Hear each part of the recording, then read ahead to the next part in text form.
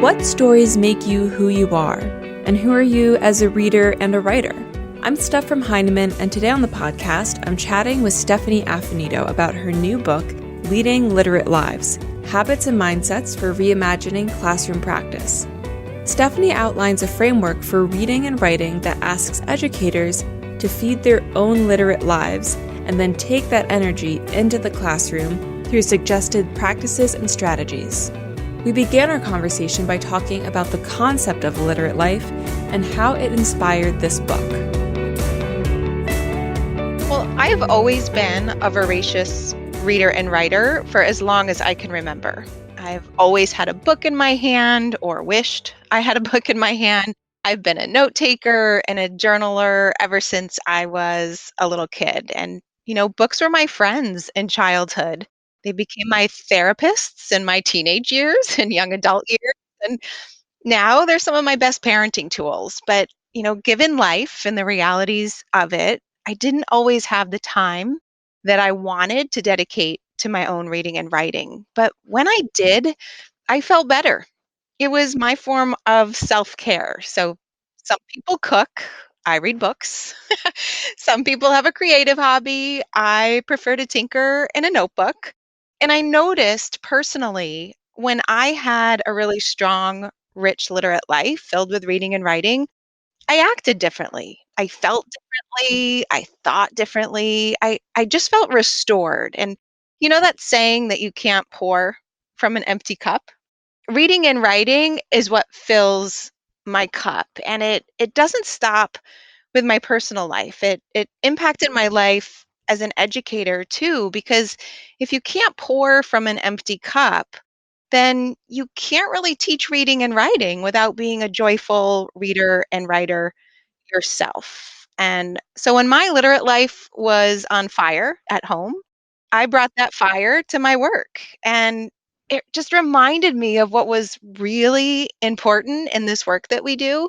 And that's literally changing students' lives through literacy. And of course, the skills and standards are important, but so is our work with reading and writing identities, and tending to them can make such a difference for our own lives and for our students. And that really was the inspiration for this book, to invite teachers to cultivate their own literate lives, to experience those personal benefits so that they could bring them to their students.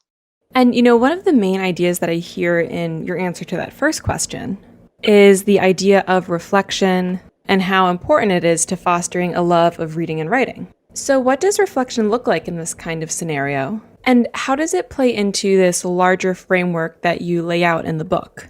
For me, reflection is the act of looking inward and really thinking about ourselves and our practices. And so often, reflection in education seems to revolve around the instructional cycle. Like we take a lesson or a unit of study and we ask ourselves, what went well? What did we learn from what didn't go well? And what goals might we set? And while that's an incredibly important aspect of reflection for our work, it can be hard to reflect on what's right in front of our eyes, but beyond our own perceptions and perspectives. So, sure, I can decide what went well and what didn't go well, but what would that look like from the lens of a learner in my room? What would my learners say about the classroom, my practices, the feelings that they get when they're in the classroom? And why do I even make those particular decisions in the first place? And, there's research to show that our teaching philosophies influence our actions in the classroom, but our learning histories also influence our actions. And they might not always be as conscious or as clear, but they're there, right? So if we think about, what independent reading might look like in our classroom, does it have to be quiet? Or are students allowed to, have a little hum or a buzz? Do students have to sit at their seats? Do you allow them to roam the room? Can they read freely? Or are there certain habits and routines that you require around that reading? While some of those things that we do in the classroom might be in response to our standards or the mandates and the initiatives in our school, they may actually be there because of our own past experiences as a learner and what we bring into the classroom. And part of that is also how we live our own literate lives today and how that can seep in there too. So I really believe that we need to reflect on our own histories as a learner and how and why our classrooms really operate the way that they do. And I give a few concrete invitations for how to do that work in the book, but really any kind of reflection about that is a start that can help us think about our own habits, our own communities, our own hearts in our literate lives and how they might actually influence the same structures in our classrooms and what students take away from that. Yeah, and I hear you talking about this connection between reflecting on our own lives and then applying that to the classroom. And it speaks to something that I just love about this book, which is how it's organized.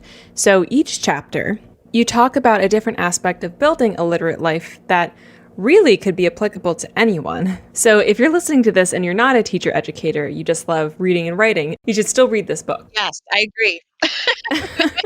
Right, yeah. But then you kind of intersperse in each chapter with these real concrete strategies for bringing those ideas into the classroom. And some of them are just so creative, and they really remind me a lot of some of the things that you wrote about in your previous book, Literacy Coaching. And so I'm curious, why you felt it was so important to have both these perspectives. The kind of everyday concept mixed with the very planned out, concrete classroom strategy. Well, I really wrote this book first and foremost for teachers as a way to reclaim or recreate or reconnect with their own literate lives first. Right? Just as humans, not as teachers, but as readers and writers, like I found such a benefit in my own life. I wanted them to feel like this book was a smorgasbord of invitations, that they could indulge in pleasurable reading and writing for fun, which is something they might not allow themselves to do given our busy schedules as educators. But I also wanted to invite them to really reflect on how that newfound love and time for their own literate life could influence their classrooms for the better, too. As I mentioned, when we feel fueled up and filled up by reading and writing, we often can't help but share that excitement with others. When we read a new great title, we often have to call a friend, and recommend that they read it. Or if we are writing something ourselves, we can kind of identify as fellow readers and writers with our students, which brings a different level of connection with them. So, for almost every invitation in the book, I offered teachers to build their own literate lives. I do provide a concrete example of how that could bring that same literate fire to their own classrooms. Not only does it help teachers kind of reimagine their classroom practices, but it gives them even more reason why this work in their own life is so important. And I kind of feel like that's a needed permission slip that teachers need to indulge in their own reading and writing, and that was really important for me to convey in the book. I am curious about the role that literacy plays in our current moment, which, could mean a million things. We have ever shifting politics. We have conversations about race and our history as a country.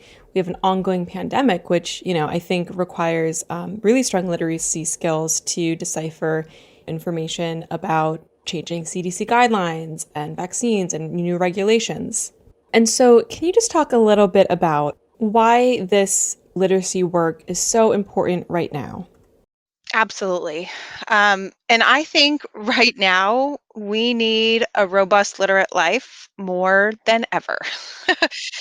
So, personally speaking, just thinking about the recent events of the world, books really have changed the way I think about the world and how it works for all of us that are in it. As a child, I grew up in an area where most everybody around me looked like me, and no one questioned my place in the world. I had books at my disposal and media at my disposal that had characters that all looked like me and convinced me that if I set my mind to something, I could accomplish whatever goals I wanted. And I had enough resources around me to reach those goals. So I really did have a pretty limited view of the world early on. I just had my one single perspective to draw on. And for me, the single most important factor in broadening my understandings and really thinking about how does the world work um, is through reading books, and especially children's literature. So books, they've invited me to experience new perspectives of race, gender, sexual orientation, age, socioeconomic status, religion, disability, all the perspectives that I could never ever experience and truly understand myself. But by living those experiences through the pages of the book, you can't help but broaden your understanding of the human experience and how the world works. And I started to question the world, and the fairness of the world for everyone, how it works and what my place actually was in it. And I don't think I would have done that as readily without having those books to really make me think. So, without a rich literate life and without really carefully tending to the books that you're purposely reading and learning from, I wouldn't have even begun to understand the work that still has to be done, right? So, I really believe that books and those amazing, brave authors who are writing and sharing their stories are giving us entry points to this really important understanding of the world and how it's changing and what that means for all of us, including the work that a lot of us have to do to make it a more just place. I think books are a start. They're not the end, but they are a really important entry point for all of us, I think. And so for our very last question, how do you hope to see this book used in the world? I loved this question. I hope that educators everywhere will see this book as a reminder that their own literate lives matter, that they deserve time and they deserve attention and they deserve a space to really grow their reading and writing lives in ways that matter to each individual person so that we can all feel restored and nourished and fill our cups as educators and particularly literacy educators. And, in the book, I offer 54 different ways for teachers to do just that. And if we duplicate each of those, what we do for reading, we do for writing, and what we do for writing, we also do for reading.